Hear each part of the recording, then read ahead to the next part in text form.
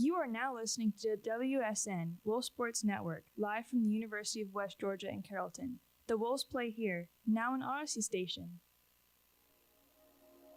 Welcome to the Playbook. Now, it's a late night here in Carrollton, Georgia, the city of dreams. So sit back, relax. Actually, let's get hype. This is the Playbook. Diego Pavia and the Vanderbilt Commodores have not beat a ranked team at all this season. Rylan Zaborowski is incredible. I feel like we're the best team in the country personally. And I think this Michigan State team is poised for a deep run in March. I think they're probably going to win the Big Ten this year, to be honest with you. And we bring you the best in college sports, including our very own West Georgia Wolves. You mean to tell me these Wolves can't outscore by at least 1 point here at University Stadium? Michael, give me the Wolf head! And Brandon Dyer tries to defend his back-to-back titles in Who's That Campus Legend. This is the Playbook. Good evening, everybody, and welcome into another fantabulous Monday night here in the City of Dreams, Carrollton, Georgia, where we have a really jam-packed episode for you tonight of the Playbook. But on the left of me, running board for tonight, normally have Aiden Abey in the spot, but we're going to have Michael Miller here for tonight. And to the right of me, as always, is JT Groves. And across from me, a guy who's new to the show, it's TJ Lockley, UWG wide receiver. TJ, how you feeling tonight, buddy? I'm feeling good. Yeah, let's do this thing. JT, how you feeling tonight, man? I feel really good. I'm really excited for this late. I love how we moved to late night. I really like this time. I'm excited to talk about some West Georgia. Michael, you excited about it tonight? Very excited. No, usually I'm usually running the board for out of pocket, so moving on the Playbook now a little bit different, but I'm excited about it. Well, all right. Well, before we get into it, we got to pay the bills by reading off some things. And have you ever wanted to support your favorite station while eating Waffle House hash browns? Wolf Sports Network is hosting a Spirit Night, February 24th from 2 p.m. to 9 p.m. at the Maple Street Waffle House. That is the Maple Street Waffle House on February 24th from 2 p.m. to 9 p.m. Come join us before or after the softball game against Jacksonville State for an all-star so we can be all-stars. Wolf Sports Network Spirit Night, 2 p.m. to 9 p.m. on Tuesday, February 24th. And this is a reminder that college students who binge drink alcohol at least 3 times per week were roughly 6 times more likely to perform poorly on a test or a project because of drinking. Dream City Brewing Company, Wolf Sports Network, and Wolf Radio proudly remind you to drink responsibly. Students 21 and over should drink responsibly in an environment that discourages overindulging. Faculty won't take hangovers as excuses. Michael, let's kick off this show. All right, everybody in here, are you ready for the kickoff? I said, are you ready for the kickoff?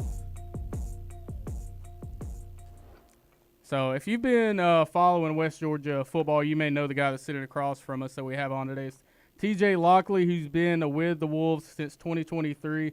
Seen a limited playing time in 2023, but led the Wolves in receiving yards in 2024. But was sidelined for most of last season with an injury. Throughout his career, he's got 69 catches, 886 yards, and 5 touchdowns. And most importantly, he's probably the presumable wide receiver 1 going into spring training for this season. Now, TJ, what's been the biggest difference that you've noticed in some of the styles between Coach Engelhardt and Joel Taylor this season? I'd probably say the one difference would be probably like force and discipline, or just being like attention to the smaller details, I'll say. But they pretty much have similar coaching style, so it's easy to adjust. And so, what has that transition from like one coach like that been like to Coach Engelhardt? I wouldn't say it's been hard, just because this is really how the college business work. Yeah. I probably done been through 6 receiver coaches in my years of being in college, so it's really just being able to adjust quickly. I got you. Yeah, and so I know you've been a part of this team since 2023. So you've been there. You've been on game day. I kind of want you to walk me through, like, what does a typical game day look like for you? Because I know mainly they're going to be on Saturdays this year. Mm-hmm. So, like, what's your kind of routine throughout the game, like throughout game days? What does the team put together? Do you guys look at film before the game? Kind of give me a little rundown of how that day looks. Okay, so last year we started game day, got a team stretch, probably like in the weight room. The whole team have a team stretch. And then after that, we go to eat at the caf. That's where we normally have our pregame meal.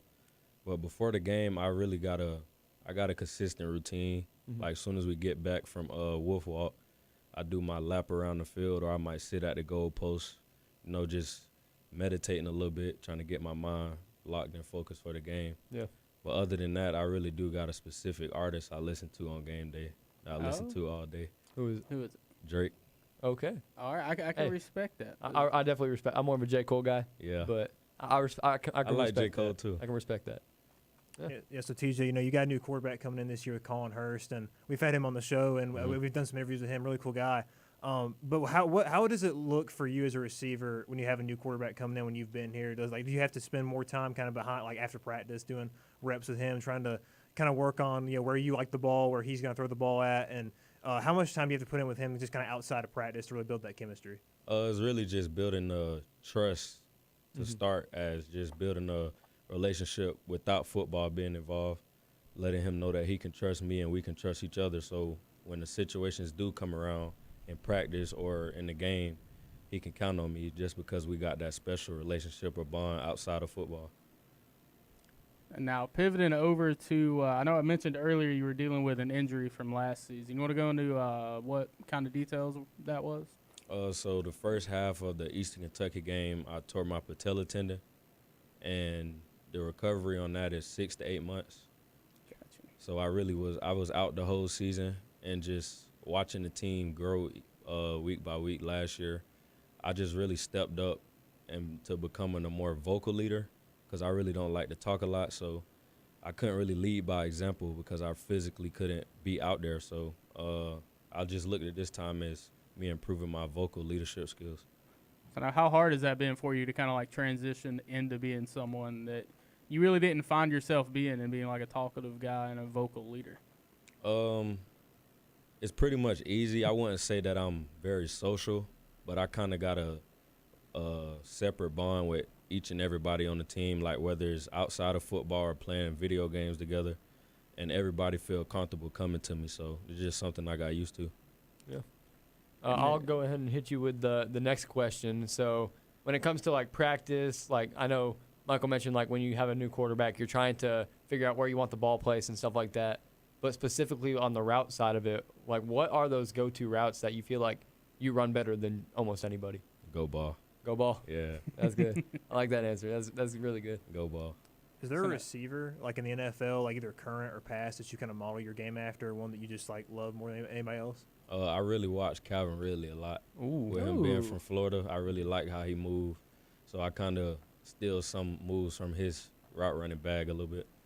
Yeah. And so now I know the NFL draft is coming up fast. Is there a prospect that you're super high on in the NFL draft that you kind of like, not really look up to, but you're like, oh, that's somebody I can kind of like model my game after a little bit? I will say this year I really haven't been paying attention to the receivers coming out. You're all right. So I'm really not sure. Who do you think is the number one pick this year? Mendoza. Mendoza. Sure. All right, yeah. I think for sure Mendoza's going to for want to sure. be in the That's good. first overall. He had a pick crazy for the Raiders. run in the playoffs. Mm-hmm.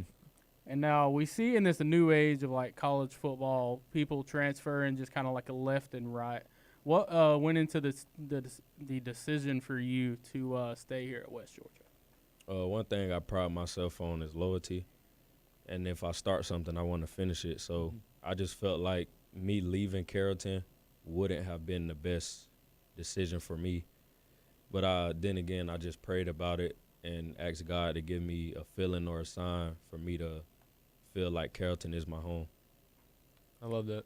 That's awesome. Well, it has been great having you on for an interview here, TJ. And I'm sure that, like a whole lot of other Wolves fans, I'm excited for what West Georgia can do in the fall on the football field. But we do have some current West Georgia sports that are going on right now. Hey, how about them Wolves?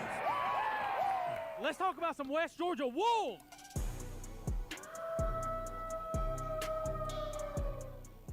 That is right. It is time to talk about some West Georgia Wolves. And I want to start by talking about this breakdown of the men's game from this past weekend. JT, what what happened in there? Yeah, so this was just not a great outing for the West Georgia Wolves in this one, losing this game 79-62 against Central Arkansas. And Central Arkansas came into this game on a 10-game winning streak already, and UWG was coming off of back-to-back wins against Jacksonville and North Alabama.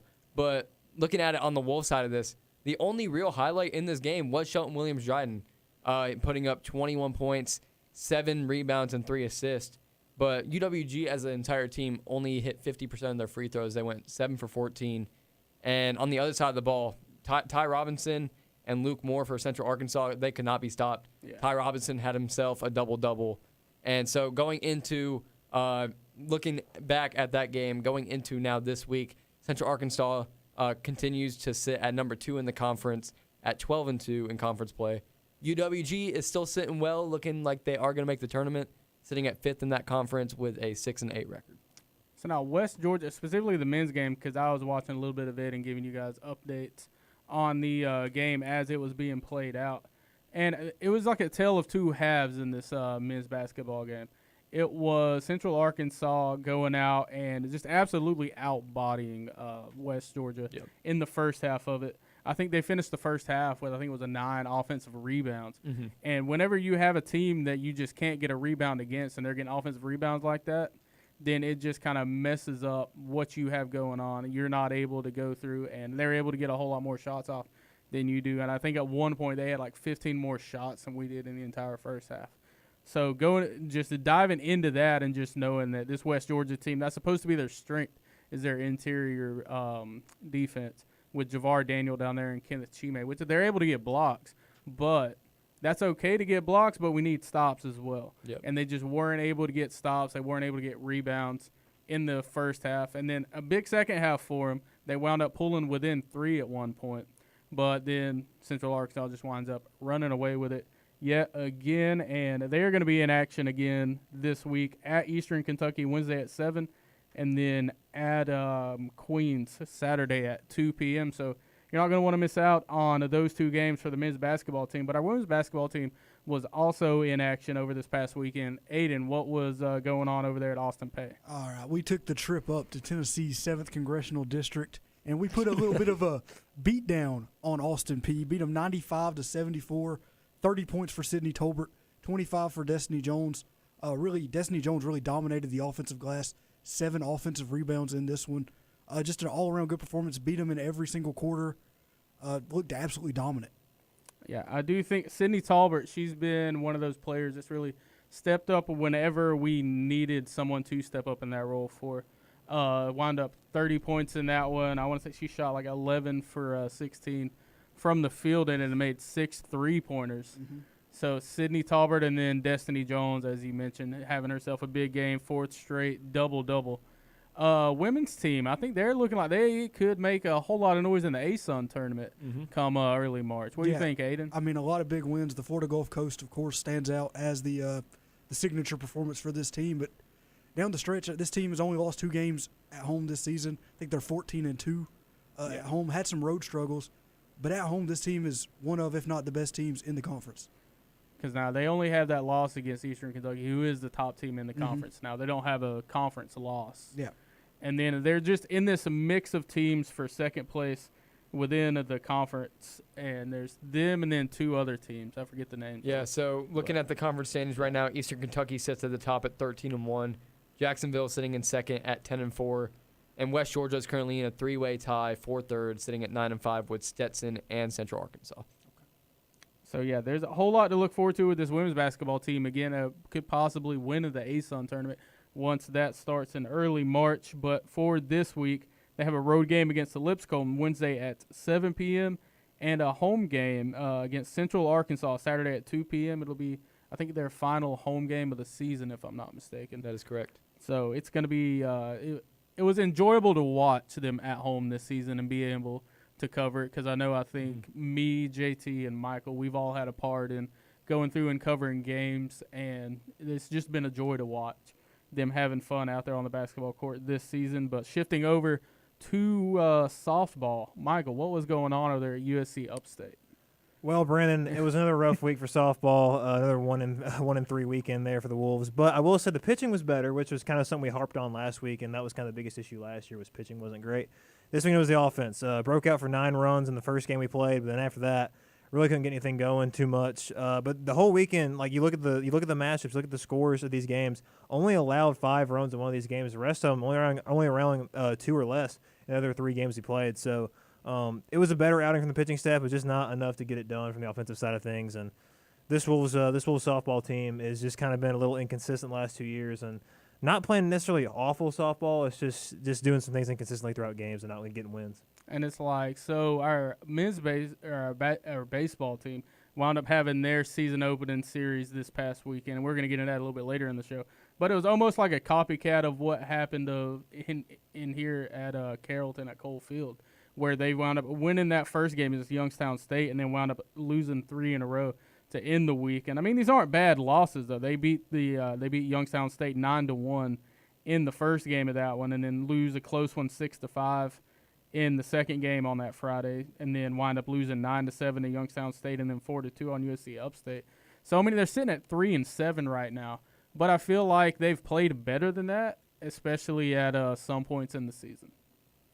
I would totally agree. I just think, the biggest thing for them is just like we just been talking about, is just the inconsistencies. It feels like on one game the pitching's really good and the offense isn't there. And then you watch the next game and the offense is there and the pitching isn't there. And something that, when we called Ryan and I called the first baseball game, we really harped on how complimentary the baseball team was playing. Really good pitching the entire game, really good offense. And in baseball and softball, those are 2 sports where a lot of times you have situations where you're going to go through stretches where the offense is really good and where your pitching is kind of off, or where your pitching is really good and your hitting is kind of off. But for West Georgia, it's really just been kind of game by game, not really stretches. Yeah. And I do want to specifically shout out Jenna Samuel, wound up playing in that first game on Saturday in that doubleheader, putting on her best Shohei Ohtani impersonation out there. She went out there, pitched 5 innings. She allowed 5 runs and 5 hits.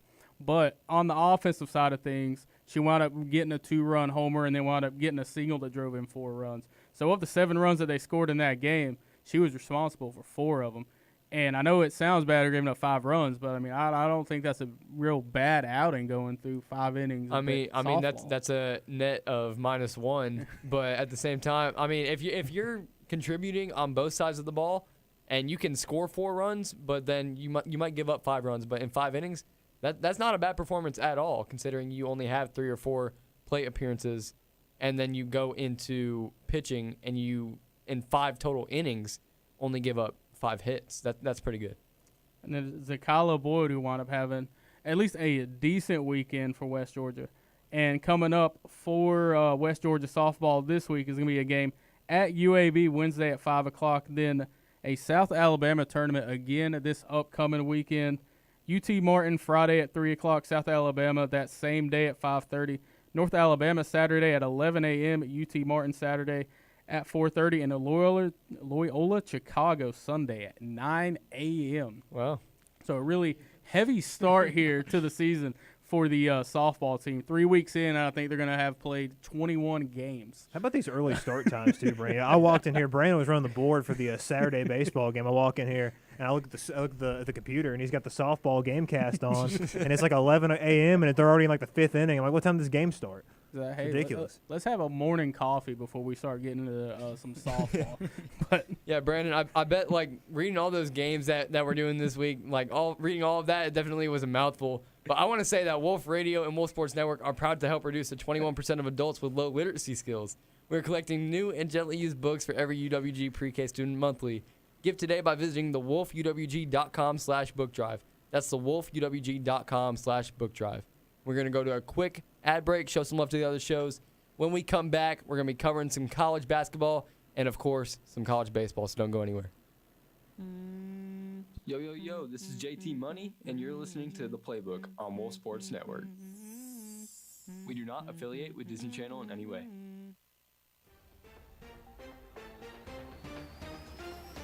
Sports Pack is here for you, providing all the West Georgia sports content you need to stay in the game.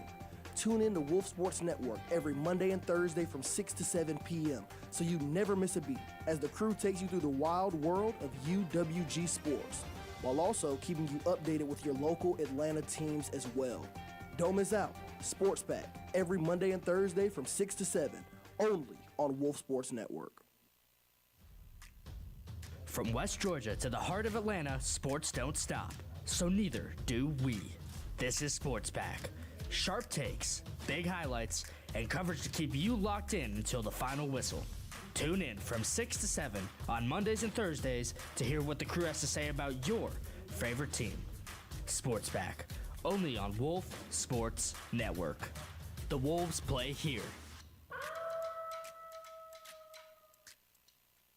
From the court to the diamond, Sports Pack has you covered.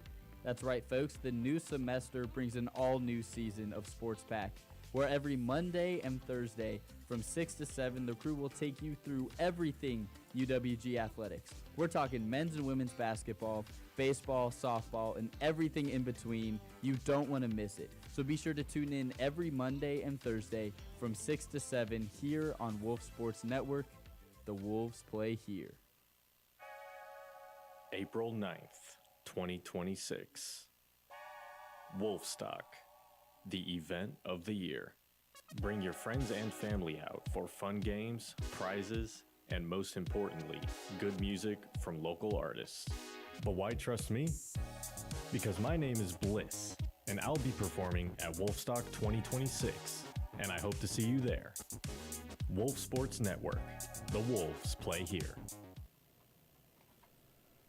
When it comes to fandom, nothing matters more than the fit.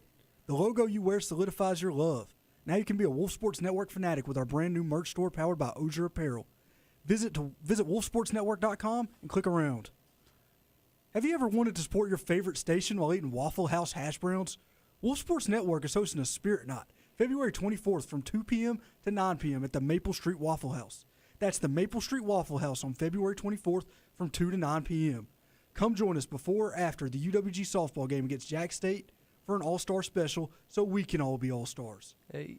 Wolf Sports Network Spirit Night, 2 p.m. to 9 p.m. on Tuesday, February 24th. That sounds really good right now. It does sound really good. Dunking on them like they're tendies in some barbecue sauce. Oh, my! It's time for halftime hoops. I will say that call also makes me kind of hungry. Chicken tendies and some barbecue sauce don't sound too bad right now either. Hey, I was just telling it as it is in that game over there for the men's basketball team. But speaking of college basketball, we had the Arizona Wildcats, who seem to like the most unbeatable team in college basketball, not only lose one, but 2 games this week, losing to Kansas and losing to Texas Tech. Aiden, if you're a Kansas fan or if you're an Arizona fan right now, how are you feeling about this team? Well, you can't feel bad about a team that's 23-2. I mean, that's the long and the short of it. Is this team was number 1 in the country for an extended period of time, played a lot of really good teams and won a lot of games, and then they had a bad week. They had one bad week. I think they can compound it. They played Texas Tech and Kansas, 2 very good teams in the best conference in basketball, right, as I've said many times. No. It's not the end of the world, but it is. It's not what you want to see going into March. This is starting to be the business end of the season where the momentum really matters. And this is a week that killed a lot of the momentum they had built up to this point. Because, this was the start of, I think it was a 7 of 8 game gauntlet for them, where they have Houston mixed in there. They have Iowa State mixed in there. They have BYU still mixed in there. So going into this stretch that they were going to have, I was worried because it was like they had beaten Florida, but that game against Florida was very early in the season. So are we looking at possibly just Arizona? I don't want to throw the word fraud out. Yeah, I don't want to throw it out there. It's a little early for that one. But I mean, it's like, what have you done impressive in those 23 games? They had avoided a lot of those big teams in the Big 12, and they were kind of coasting off of what those teams in the same conference had done without beating any of them head to head. I do think they'll win a couple of these games against Iowa State and Houston. I think they will get a couple of wins in this period. I don't think it's going to be completely the wheels fall off. I think they're still a good team, but I don't know if they are the number 1 team in the country. You think the wheels are going to go? It might, simply because of how much of a gauntlet they have to end the season. Because I have a list right now, Aiden, and we're going to play a game. Okay. Where I like games. I have 4 teams that I think right now I would take over Arizona. Okay. All right. And you're going to tell me if you agree with those 4 teams. Okay. I have Michigan. Yes. Yes. Yes. I have Houston. For sure. Yes. Yes. Duke. Yes. No. No, I'd take Duke No? over. I would not. I would take Duke over Arizona. I'm going to go Arizona. I'd take Duke over Arizona. I wouldn't. And then the last team here is Iowa State. No. We'll see. I love Iowa State. I love the defense that Iowa State is playing over there. They're good. They're a good team, but I think Arizona is in the right spot. I mean, you dropped 2 games straight. I think they do have a gauntlet coming up, but I think they are correctly ranked. They're ranked at number 4 right now. The 3 teams ahead of them are, like you mentioned, Michigan. I just lost it. Michigan, Houston, and Duke. And I think all 3 of those teams are better than Arizona as a team. I think that Arizona is still going to finish out the season strong. I don't think the wheels fall off. They might lose one more game by the end of the season. But I think they are going to finish somewhere in the top 5. And I think that they're going to have a strong showing come March anyway. And I think now on the other side of this, you have Kansas, who now looks like they could be the top dog in the Big 12. Kansas, Iowa State, Houston, that mix Houston. right up there near the top of it. I think Houston. What worries I me think Houston's still that top dog, 100%. But I do want to say, last week this game was going on, the Kansas and Arizona game was going on during the playbook, and we mentioned that we had a feeling Arizona was going to lose a game in this little stretch, and I said Kansas was going to lose that, but I didn't think they were going to lose to Texas Tech.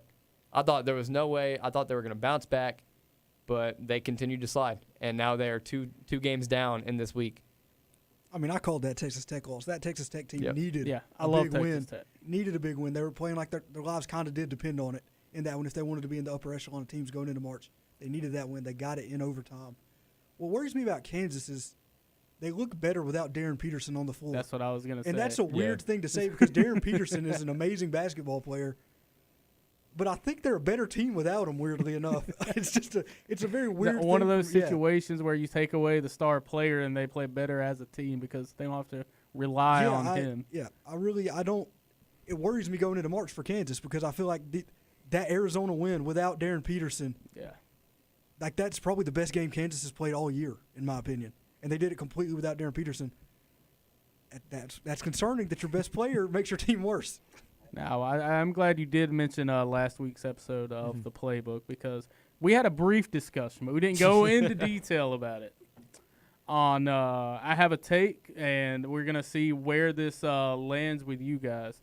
Now, I'm going to make the case that North Carolina and Duke is the best college sports rivalry, period.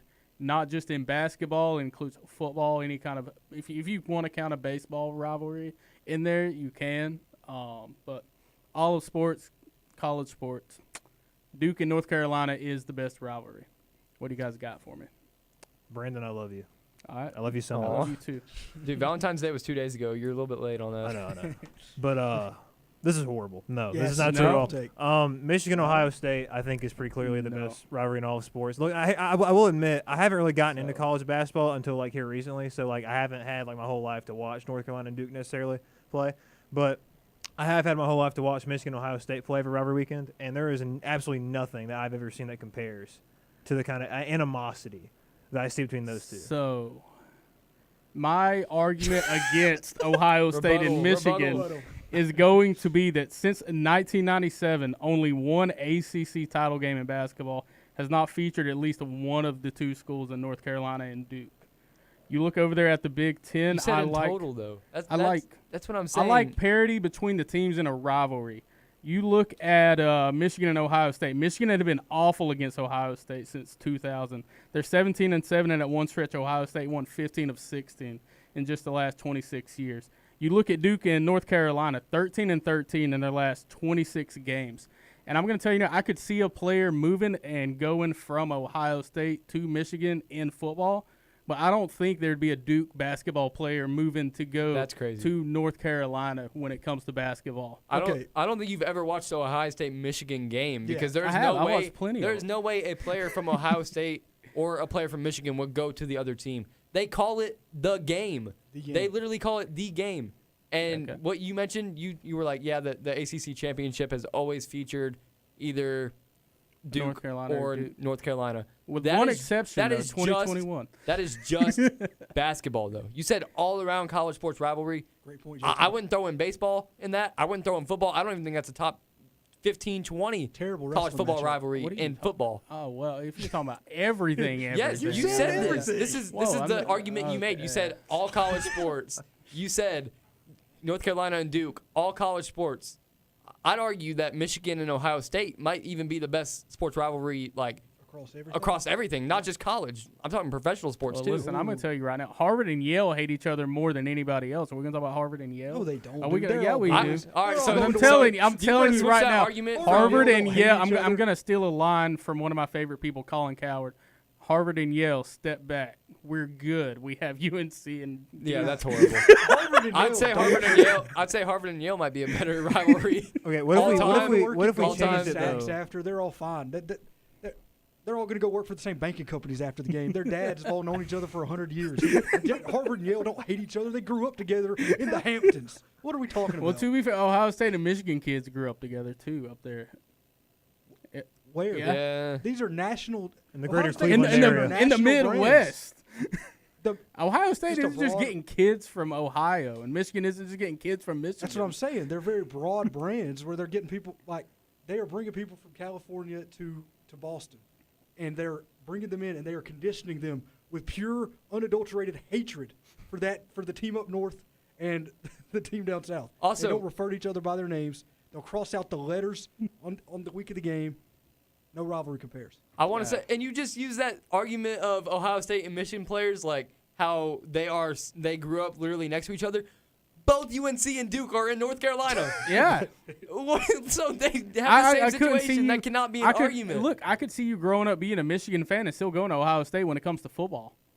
No, That's not a crazy take at all. I could see the same thing for Duke and Yeah, North you could Carolina. just No, say- no, you could- no, yes, no, you no, could just no, say no, this no. hypothetical for anything. This is not a good argument. North Carolina and Duke, you're not having a player that grew up a North Carolina fan go to Duke. You're not having a player growing up a Duke fan going to North Carolina, and you're not having transfers that are going Rebuttal. from the two Yeah, but teams. if you I say can that see it though, happening. if you say that though, you have to agree that Michigan and Ohio State is the same way. You can't say They're not the same You way. can't I say don't feel Duke like and they're North the same way. Carolina is. They don't have that same intensity though. Bro, they fight every single game they play in. Somebody got maced on the field last year, Brad, during this Like- game. I don't see Duke and UNC players fighting all that often. I see Michigan and Ohio State players planting flags on the field and beating each other up. Yeah, they hate They Ohio used to State. back They in the hate each day. other. They They used hate- to back in the day with Duke and North Carolina. They just don't do it now. The cops were So pepper it's not spraying good? the opposing team on the field. Yeah. When's that happened at Duke and UNC? I'm not gonna say that's not a bad rivalry. That's probably my second biggest rivalry in sports. But I would take Duke and North Carolina over that one. That's awful. That's I'm sorry, Brandon. That's a bad take. All right, look. So you guys mentioned some other sports and bringing those into this argument, and I think it's time for us to talk about some baseball. Grab those peanuts and Cracker Jacks because it is time for the 7th inning stretch. That is right. Baseball season is now upon us, ladies and gentlemen, and we had a start to the baseball season here at West Georgia at Cole Field. Took on the Central Michigan Chippewas. Don't know what a Chippewa is. Asked some fans at the game, but I don't think that they liked it. It's a Native But American, I'm pretty sure. Michael, Michael, I don't know. what was going into this you West guys. Georgia Central Michigan series over the weekend? I believe it's a beaver, Brad. It's some kind of beaver, actually. So I'm pretty sure it is. But yes, so the weekend started off pretty well on Friday, first game of the doubleheader. Wolves got a big 11-3 win. Then everything came off the rails after that. Wolves got splattered in the next 3 games. Was not a good performance from the boys, but I feel like there is more positives to take away. I didn't really know what to expect coming into this because Central Michigan is a MAC team, so obviously in a higher conference coming out here playing. I thought Luke Ridley, who I mentioned last week on the Playbook, who had some struggles at a higher level Old Dominion, came down to lower level here, and he pitched really well. Had a great performance, 5 innings, got the win, so he's 1-0 in the season, let up 3 earned runs, and really only had 1 bad inning. It came on a 2-out rally, so that was unfortunate, but he pitched really well. I thought the offense looked really good. Gabe Worth, what a weekend for that kid. Oh, yeah. Hit it over 300 on the weekend, made some great defensive plays. He looked really good. I think this lineup's really good. Fano Cruz absolutely destroyed a ball in that first game. One thing for him, just got to work on chasing a little bit. He can hit a fastball. Some of the off-speed stuff gives him some problems. But other than that, he had a very good weekend. I thought there was a lot of positives to take away. Even though you come away 1-3, I thought there were a lot of positives to take away from this Wolves team. Yeah, I mean, this is a really tough team that we played against. I mean, Central Michigan, the Chippewas. Aiden was right. It is a Native American tribe. There we go. Not a, what'd you say it was? That's not a beaver. Not a beaver. That sounds like a mammal, y'all. I agree with the name does kind of sound like an animal or something, but it is not. But I mean, this weekend did go just about how we expected it to go. I mean, 1-3 record coming out of it, winning the first game, which was really good. But overall, like in this series, just really poor pitching. Like I think that we did awful. We gave up 18 runs in 2 of those games. And me and Jackson over here running the beautiful cameras over there. We got to call that first game on Valentine's Day, that third game of the series, and I was very disappointed in how our team played. We looked good on the bats, but overall we gave up 15 runs in that game, and so I'm glad that we came away with at least one win. It was better than I thought we were going to do. I thought we were going to come away with 0. So we're going to be 0-4 going into this weekend. It's a tough team. We're all almost an entirely new team, but I'm glad that we came away with a win. But I'm also glad that we got exposed. I'm glad that we got exposed so that we can know what we need to work on. It's obvious we need to work on the pitching. I think our hitting is pretty solid. We played against a really solid pitching rotation and bullpen in Central Michigan. But I'm really glad that our pitching is something that we know we have to focus on. Yeah, we had a team ERA of 10.5 across these 4 games. Mm-hmm. That's just not good enough to get wins. Now, on the broad side, we did average scoring 6 runs. So the offense was there. Just got to clean up the pitch. You can't allow 10.5 runs a game. It's a bad formula for winning games. So, listen, I do want to personally apologize to Luke Ridley because when I asked Michael about who some of the better pitchers were in the game and who our ace was going to be, he mentioned Luke Ridley, and a quick Google search on Luke Ridley. I found out at Old Dominion the guy had a 13 point. I think it was like a 14 ERA, actually. A 14 ERA, and I was like, Michael, what are we talking about here? But, look, apparently guy got his act together over the offseason, and something happened here at West Georgia to where he was able to actually go out and have a really good outing against Central Michigan. And if you want to catch some more of the West Georgia baseball action, they will be in action tomorrow against Kennesaw State. Travel and take on the Owls at 4 p.m. tomorrow. But now we get to talk about the broader, the national baseball scene. And I do want to start by asking all of us, kind of go around the board, and we'll see who do we think had the best weekend in college baseball. What team? JT, we're going to ask you first. I will kick this off with, I want to talk about Oregon State. They had a loss early to Michigan, I will say, but now they are on a 3-game winning streak, being Arizona, Stanford, and Michigan. They're currently ranked 11 in the nation. I think it's a very strong outing. I know Michigan's a tough team, so only dropping their first game to them and then turning around and beating them in the second game. Actually, today they beat them in that second game. I think this is a good team. I think this will be a team that will come away with a good amount of wins by the end of the season. I think they well are deserving of where they're currently ranked. I think they had a really good weekend. Michael, who is your team of the weekend? All right. I was getting some hate from Mr. A. Naby before we started the show tonight when I was coming up with who I was going to talk about for this segment as the ads go flying. So I think TCU had the best weekend in college baseball, and here's why. So they played, first of all, 3 Power 4 opponents this weekend. They went to Globe Life Field and played in the event they got going on. They're still playing there right now. They're actually playing tomorrow night in their last game, open up the season at Globe Life. But they played number 23 Vanderbilt, got a 5-4 win there. Then they played number 7 Arkansas, got another 5-4 win, 2 hard-earned victories against 2 good ball clubs.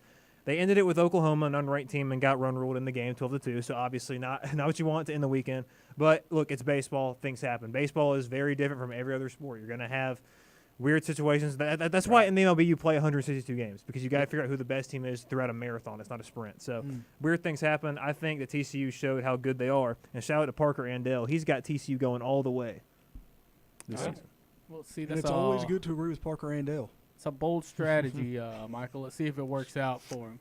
Michael, who do you think had the best weekend in college? Well, Michael just said, but I'll go ahead and say that I was giving Michael the flack before the show for saying this TCU team wanted to win. Was the best team in baseball this weekend. Wait, what? Okay. I was giving him flack for it, hating on him. But now I did some research, looked into it. TCU did have the best weekend in baseball. I was completely wrong, and I want to personally apologize to Michael Miller live here on air. These wins are better than any other team in the country had this weekend. I was looking around at some of the teams that were played. Nobody else played good competition on this weekend except for in this Shriner Children's College Showdown, where TCU got 2 huge wins against ranked teams. don't want to sound like a parrot or anything, but I mean, he said the right things. Won me over. This TCU team played great. Looked good. Give me TCU for the best team in baseball this Can I week. talk about the worst team? Oh, okay. All right. I want to throw out Vanderbilt being the worst team this weekend. They obviously opened up their season to TCU, lost that game 5-4. They did win their second game against Texas Tech, who, mind you, is currently 0-3 to start the season. They did win that one pretty big, but then they turned around and they lost to Oklahoma State 11-1. And as far as I know, Vandy is a really good baseball school. Oklahoma State is not. And Oklahoma State's all right. They are not. They are They're currently, all right, aren't they, Michael? They're 1-2. They're 2 games before that. They won or they lost 12-2 to open up against Arkansas, and then lost 10-1 against Oklahoma, and then they proceeded to beat Vandy 11-1. So I think that Vandy definitely had the worst weekend this year for any of the major baseball teams, and I think they will recover, but it's a really bad opening weekend for them. What about Georgia losing to Wright State? Again, That was baseball. Things one. happen. All right. If they would have lost It goes 2 on. or 3 of those games, then I would agree. But they only lost 1 game. Won the series. Teams lose Hey, we lost to sometimes. UNC Wilmington last year to open the season. We did. It's We all did. right. Better baseball Fine. team. Good teams lose sometimes, but you know what great teams don't do? They don't lose. And Georgia Tech wound up going 3-0 this Oh, look weekend. at you, big shot. 50 outscored Bowling Green 50-11 over the course of the weekend in a 3-game series. A shout out to Will Baker, 7 of 9, 3 doubles, 5 RBIs, and Alex Hernandez, 8 for 14, 8 RBIs. And I think me and Aiden went back and forth on if Mason Patel was going to be a starter, if he was going to be our closer, maybe a bullpen guy. Wound up starting, pitched 5 innings, 5 hits, 2 runs allowed. And it looks like it's going to be Tate McKee is going to be Georgia Tech's ace. 5 innings pitched, 3 hits, and only 1 run allowed against the Bowling Green Falcons. Yep. That's right. They have Georgia Southern tomorrow and a 4-game weekend series against Stony Brook, and that's a chance to take this momentum and kind of run away with it for Georgia Tech. I think that's going to be a really good baseball team, really fun team to look out for. Yeah, just an insane lineup. Like we talked about it a lot on these opening weeks. It was going to be an insane lineup, and they went out and they put up a lot of runs very quickly in these games. You know, if you're a Georgia fan like me and you're watching Georgia Tech have all this success on the diamond right now, you could be tempted to do some bad things, but you shouldn't. You should drink responsibly. College students who binge drink alcohol at least 3 times per week are roughly 6 times more likely to perform poorly on a test or project because of drinking. Dream City Brewing Company, Wolf Sports Network, and Wolf Radio proudly remind you to drink responsibly. Students 21 and over should drink responsibly in an environment that discourages overindulging. Faculty won't take hangovers as excuses. And we'll go into a quick ad break here on Wolf Sports Network. Let you show you guys some of the stuff we have going on this spring. You're listening to the Playbook on Wolf Sports Network, your home for college sports. We're favored to make the playoffs. I don't care what anybody says. Man. All this sports talk making me kind of hungry. I really could go for an all-star special right now. Oh yeah, did somebody say All-Star Special? Well, lucky for you, Wolf Sports Network is hosting a Spirit Night at the Maple Street Waffle House on February 24th from 2 p.m. to 9 p.m. This is a chance for you to come out and support our station and maybe even grab yourself the All-Star Special that I know you're craving. And remember, the Wolves play here. WSN, Wolf Sports Network, will have you covered this West Georgia basketball season with Inside the Coliseum, our 30-minute pregame show that will start 1 hour before select home games. But we saw his ability to make those tough shots. He is a shooter, and he was second in scoring behind Shelton Williams-Dryden. I think we just need to get everybody the ball as much as possible. I think we need to throw the rock around. Join us as we cover both the men's and women's basketball seasons from inside the Coliseum. Tune in to Wolf Sports Network throughout the week to hear the very best in UWG sports coverage. Catch live shows, score updates, and breaking news all week long. But sometimes seeing really is believing. And now you can watch your favorite Wolf Sports Network shows live on YouTube. Follow at Wolf Sports Network on YouTube as we bring you into the studio with your favorite shows and personalities. Wolf Sports Network. The Wolves play here.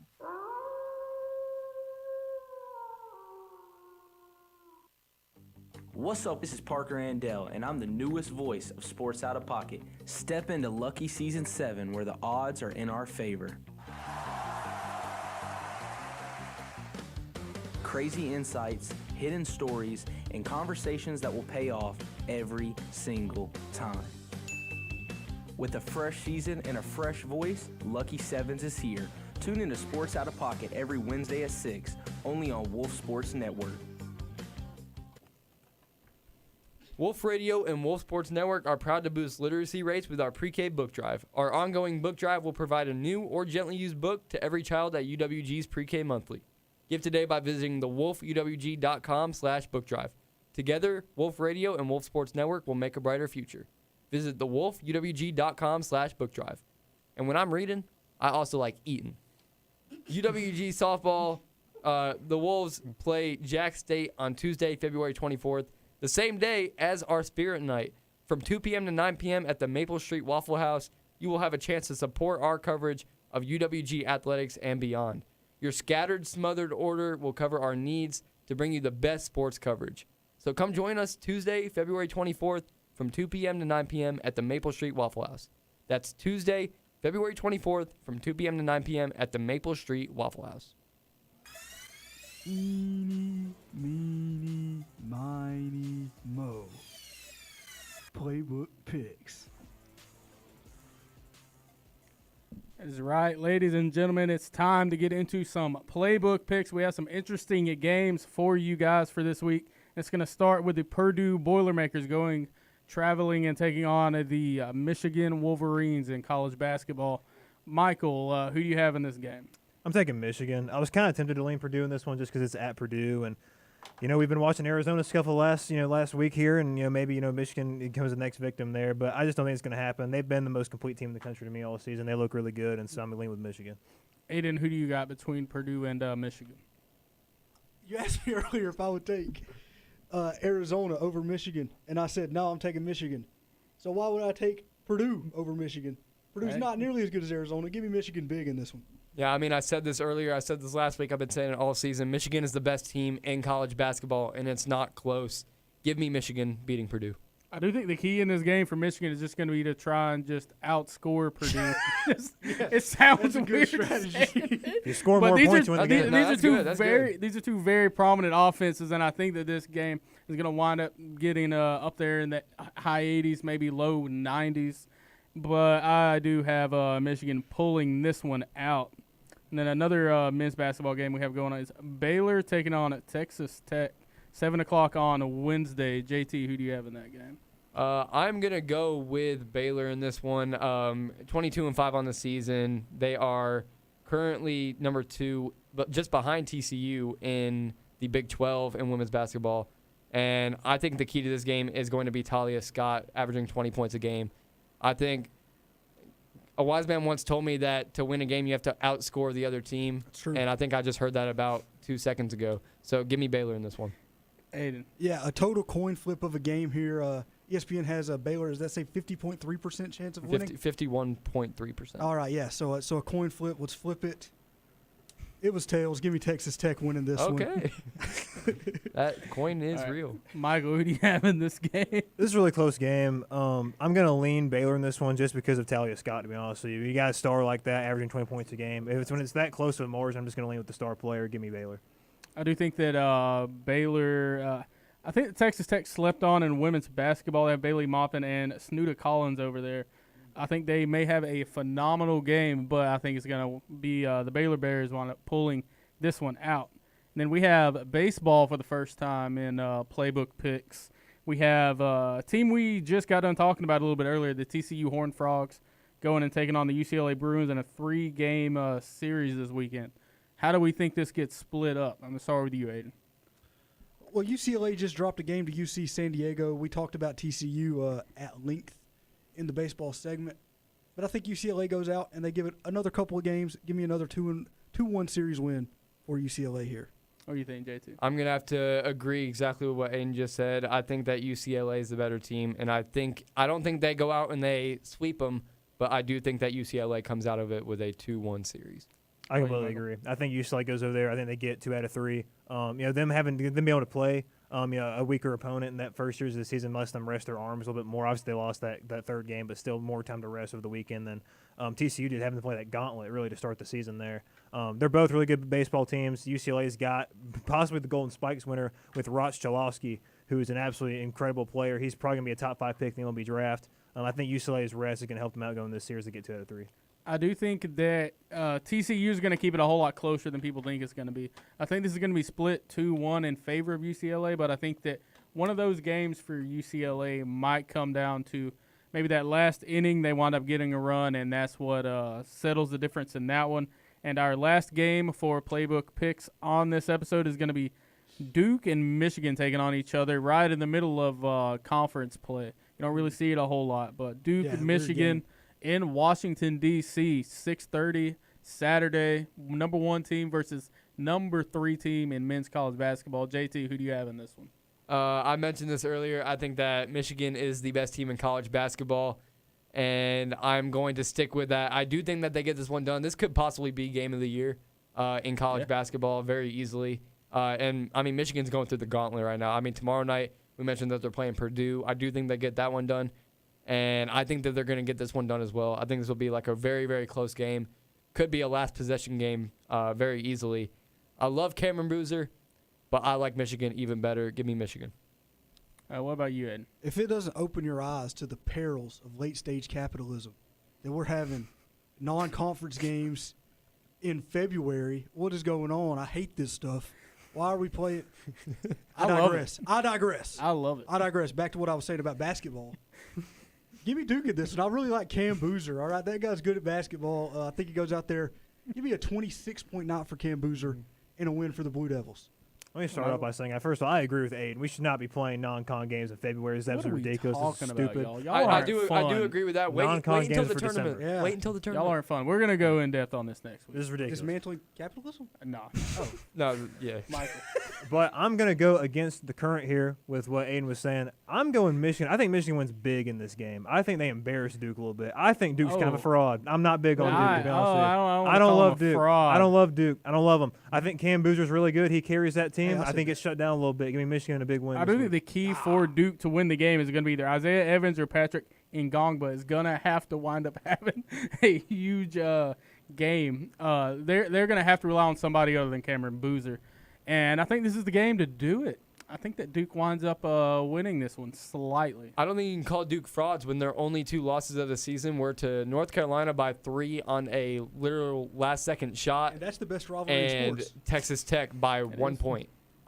Who just beat the best team in college basketball. They beat the number 1 team in college basketball. That's right. In Arizona. So, I mean, you can't really call them frauds if they're only 2 losses.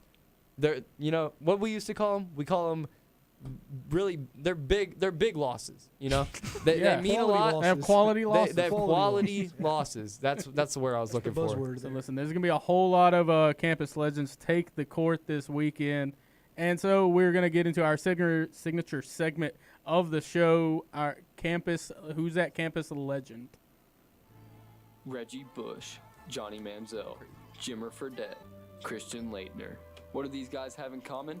All these players know what it's like to be a campus legend. That is right. Ladies and gentlemen, it is time for our signature segment of the show. Who is that campus legend? We're going to start with Aiden. Who is your campus legend for today? I can tell you that he went to Texas Tech. Oh, yeah. He probably can't tell us the name of the player. All right. Texas Tech. No guesses. No guesses. No guesses for Texas Tech. He played wide receiver. I'm locking in. What?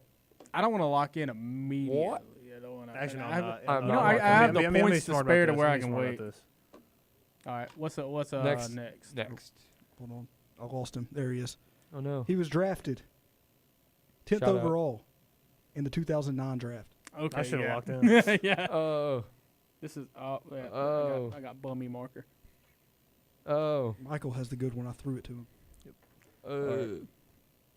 There you go, Mr. Michael. Can all lock in for 3 here and get it right. Well, yep. We're not all going to lock in because JT does not know ball. I'm going to lock in.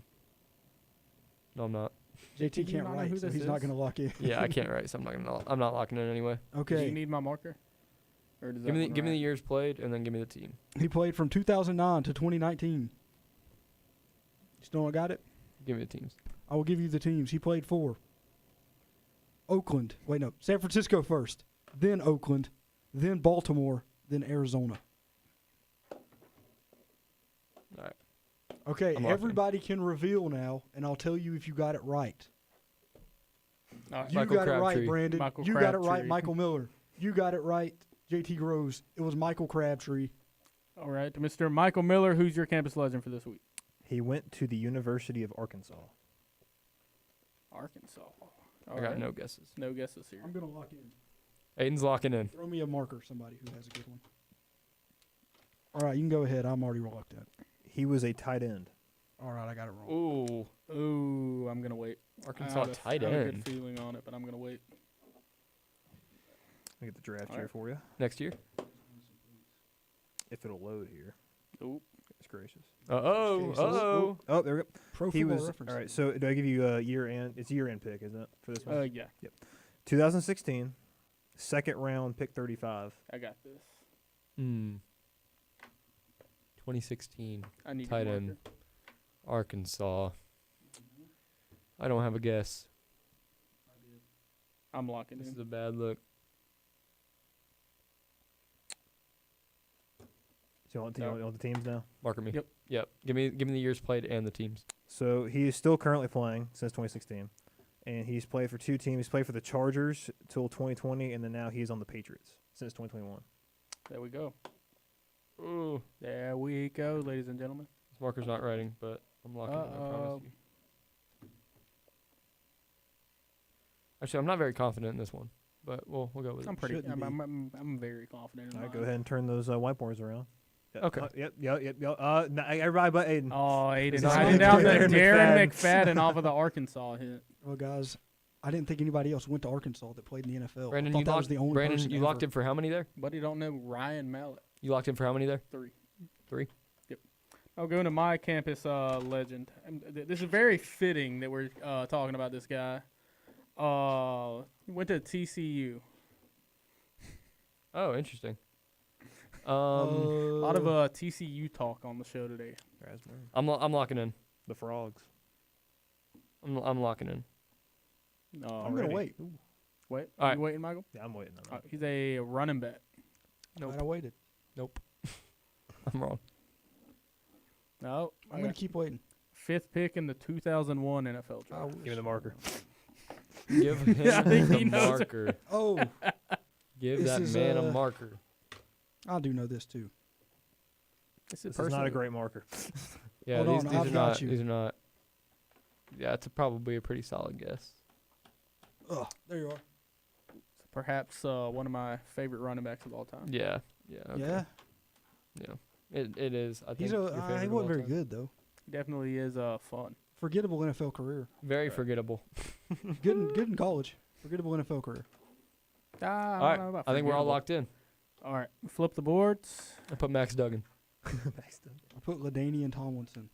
It is a I LaDainian did too. Tomlinson. Hey. I abbreviated it. But You yeah. put down Lawrence Taylor. That's wrong. Lawrence Taylor? Lawrence Taylor is wrong. I'll give him credit for that. All right. I didn't know how to JT. spell LaDamian. All right. My first hint is he went to there's another one. Michigan State. Michigan State, okay. Draymond Green.